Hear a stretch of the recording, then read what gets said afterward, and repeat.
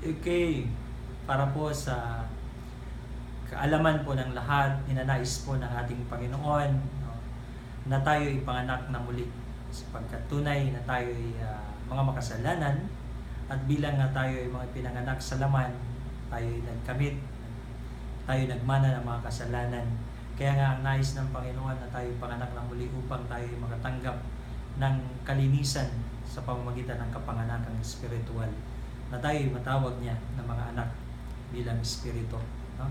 At ang pinakamahalaga bilang tayo ay mga nagnanais, no, na tawagin ng ating Panginoon ng mga anak spiritual, kailangan natin matanggap ang banal na espiritu, gaya po ng pagsisisi muna sa ating mga kasalanan. Acts 2 verse 38, sinabi ni Apostol Pedro, magsisi ang bawat isa sa inyo sa pangalan ng Panginoong Hesus sa kapagpapatawad ng iyong mga kasalanan at tatanggapin ninyo ang kaloob ng Espiritu Santo.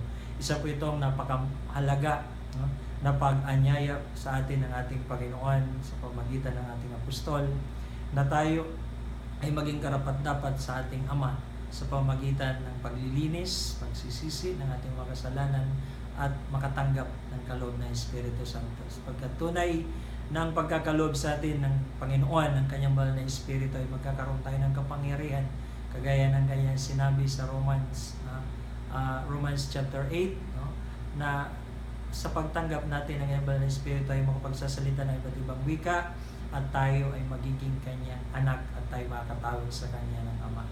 At ang mga tandang ito ay magkakaaloob sa atin ng mga himala, no, kapangyarihan, gaya ng sinasabi sa Mark 6:10, no?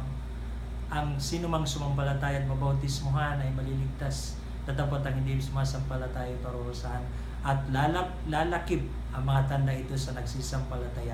Sila ay magpapalabas ng mga demonyo sa aking pangalan, sila ay magsasalita ng mga bagong wika, at kung makainom man sila ng mga bagay na nakamamatay sa anumang paraan ay hindi sila maano.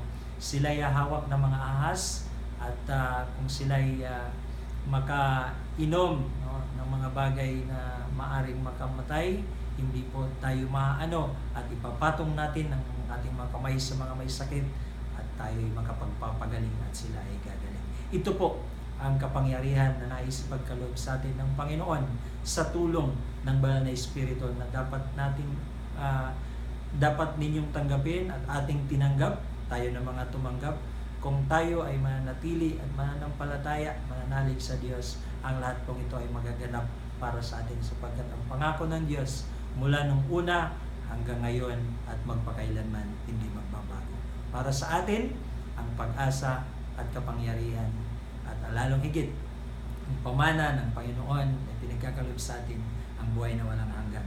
Kailanman hindi niya ito babaguhin. Praise God. Okay?